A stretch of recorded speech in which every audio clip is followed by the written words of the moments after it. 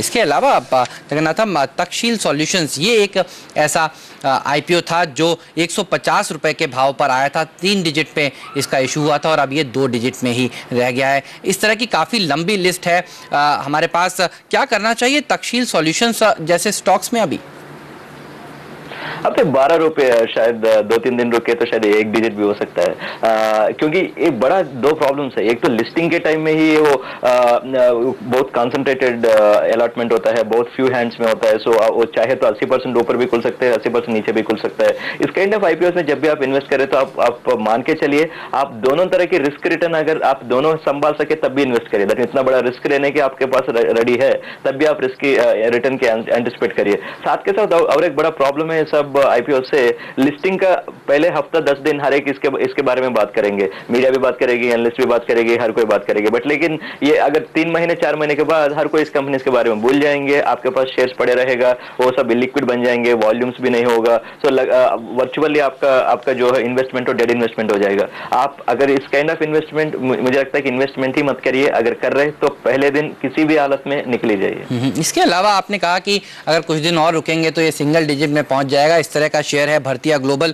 2 digit में 82 rupees पर इसका इशू आया था और इस समय सिंगल डिजिट पर ये शेयर ट्रेड कर रहा है। 9 रुपए के आसपास इसका भाव इस समय चल रहा है। यहाँ पर क्या सलाह देंगे, क्या हुआ था इस इशू में?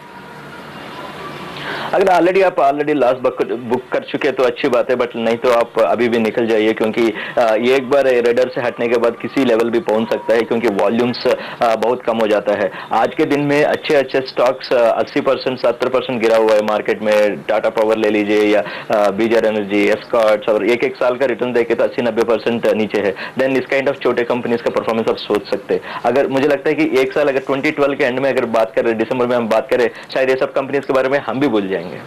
इसके अलावा जब हमने बताया कि आज ये कार्यक्रम हम करने वाले हैं तो ब्रूक्स लैब के ऊपर काफ़ी सारे सवाल हमारे पास आए हैं। काफ़ी सारे निवेशक यहाँ पर भी फंसे हुए हैं और जाहिर सी बात है फंसे क्यों नहीं होंगे। 100 रुपये पर इशू आया था और इसका भाव 15 रुपये रह गया है। क्या करना चाहिए उन रिटेल निवेशकों को जिनके पास अभी भी ये शेयर पड़े हुए हैं?